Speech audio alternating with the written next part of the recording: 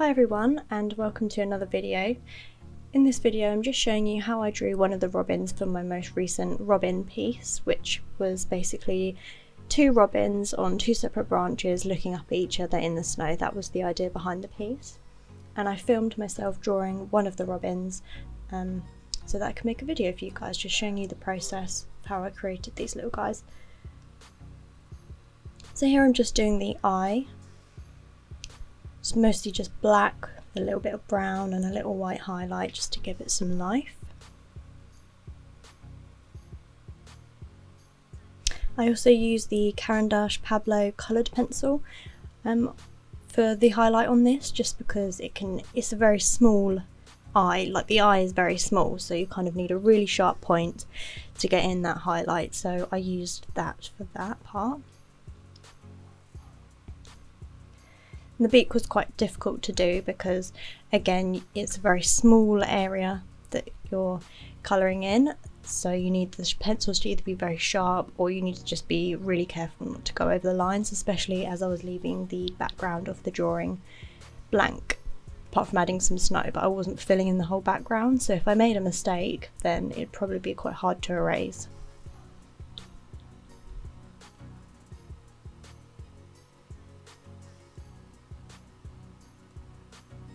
Around the robin's eye there was a little lighter section, so I was just mapping that out here, trying not to get rid of the roundness of the eye. Within the orange red breast of the robin there was also a lot of browns, so I used quite a lot of dark browns for this section as well. So although the red breast is quite bright, there was also these darker sections in my reference photo, and at first I thought, is this going to look really muddy, and I don't know, I'm not really sure, but I just went with it and it did work out. So basically just go by what your reference photo looks like and it will work out in the end, even if you don't think it's going to at first. I also used a Pastel black polychromos pencil as well for part of the beak, just because I was trying to get that precise point at the tip of the beak. When using Pastelmat, it's quite hard to get in tiny little details because of the texture of the paper, so occasionally I do combine the coloured pencils with the pastels. It's usually just the black and the whites, but yeah, don't mind me here, I was just filming a TikTok clip on my phone whilst filming, that's why my phone was in the clip. So when drawing feathers or fur or anything in pastels, I always pick out a kind of main base layer and then blend it out with a blending stump, which is basically just a cardboard or paper stump made out of paper pretty much, and you just use it to rub onto the paper to blend the pastel in, and that basically fills in all the little holes in the pastel mat, not holes but basically the tooth of the paper, which are the little dips in the paper which create the texture. So by rubbing in with the blending stump, it pushes the pastel into those holes and stops the paper colour behind showing through, so it makes the colour a lot more saturated and vibrant. And I tend to add in the details slowly on top, just adding more and more layers as I go. The good thing with pastels is you can just keep adding tons of layers. I mean, there is a limit to how many layers you can add, but you can add quite a few, so especially when using harder pastel pencils like the Faber-Castell and the Carbothellos, they're harder so they don't fill up the tooth as quickly, whereas the Caran d'Ache ones, which I haven't used in this piece at all, I don't think, are a lot softer, so you can't layer as much with those. Oh, also these Derwent ones I'm using now, they're quite hard as well, so they're good for layering.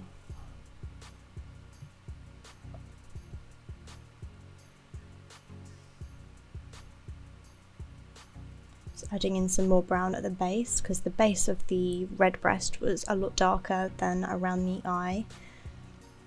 Just making sure I get in all those shadows correctly as well, to make it more realistic.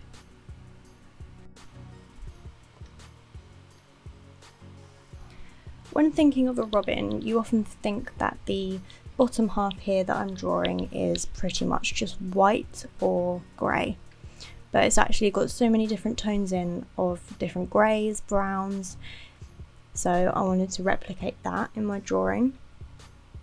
So here I'm just using a base layer of this cool toned grey, and then around the edge of the belly it was quite white, so I was adding more white there.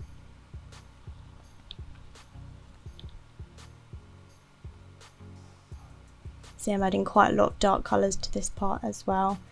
So definitely when you're drawing wildlife, draw what you see in your reference photo. Don't just assume the colours or assume where the shadows should be.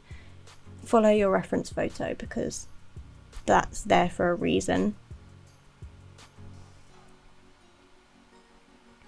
Just layering up more and more greys.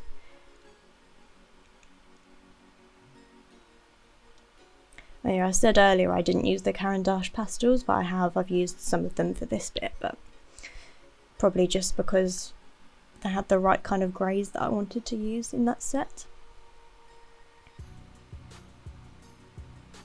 I love creating the texture of feathers, just loads of little tiny fluffy strokes. Just really like the way that it looks. And it also doesn't have to be super neat and precise either. Around the head of the robin there was also quite a lot of greys as well, which you would think is just brown, if you think of a robin as being brown, but there's actually quite a lot of greys up here as well, so I added the same grey tones that I used on the belly, but on the head.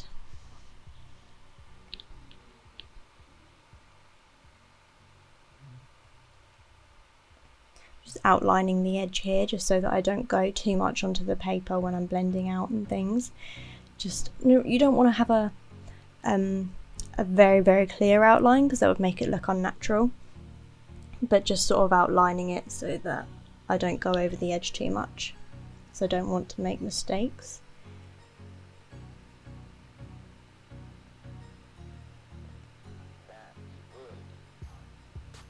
Again, just layering up the feathers and blending in between with the blending stump. I would definitely recommend, if you're starting out with pastels or you've never used a blending stump before, I would definitely recommend getting some. You can pick them up super cheap on eBay or any art store. I usually get mine from eBay because they're so cheap on there, and I find they all do the same job. I mean, I think some of them are a bit harder than others, but I've not really noticed a difference, to be honest. I think they all work just the same. In the wing there was quite a lot of dark brown lines, which obviously is replicating the feathers on the wing, so I was trying to replicate that here. It's quite difficult to do because, as I said, pastels, it's quite hard to get precise details, so you kind of have to just keep going over it and defining those lines as you go, but also blending in between to make sure it stays soft and it's not too harsh, because it would stand out too much from the rest of the bird, because I've made the breast and the belly and that all look really soft.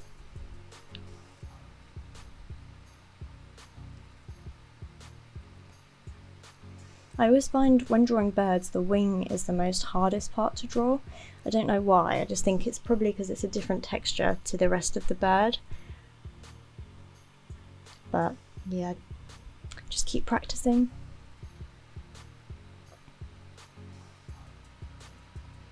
There's a few kind of defined feather shapes on its the top of the wing, so I was just mapping those out again. If there's any significant shapes within the feathers, I always just map those out at the beginning, or like beginning of that section, just so that I know where those bits are meant to be, and then I can work around those shapes.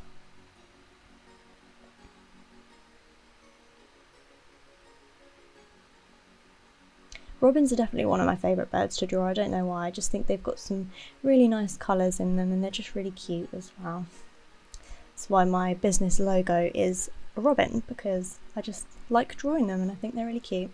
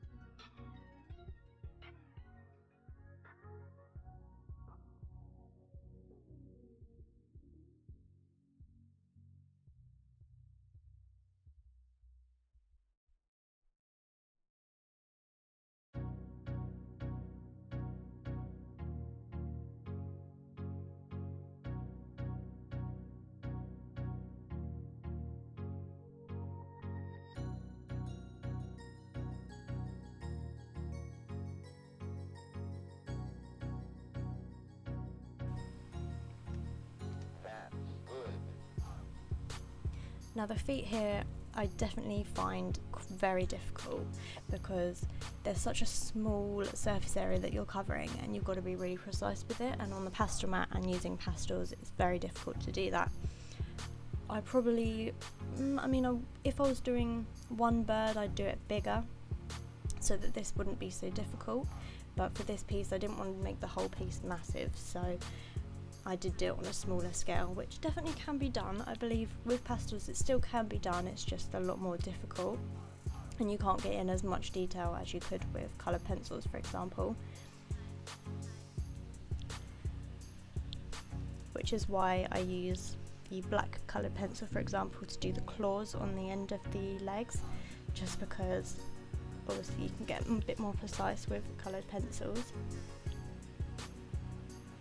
But in the end they turned out alright, and yeah, it worked in the end. It's just quite what's the word? Quite, not tedious, quite, I can't think of the word, but anyway. Adding some greys. I tried to define the kind of the knuckles, I don't know if they're called knuckles on the claws, but you know what I mean, the bit where the claws bends, because they've got they had little brown bits around those areas, so I tried to replicate that to make them look more realistic even in this small little space.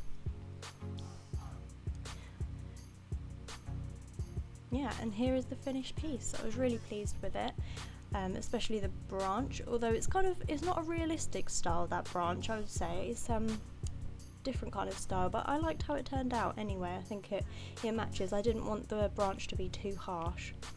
But anyway, thank you for watching and I hope you enjoyed it. See you next time.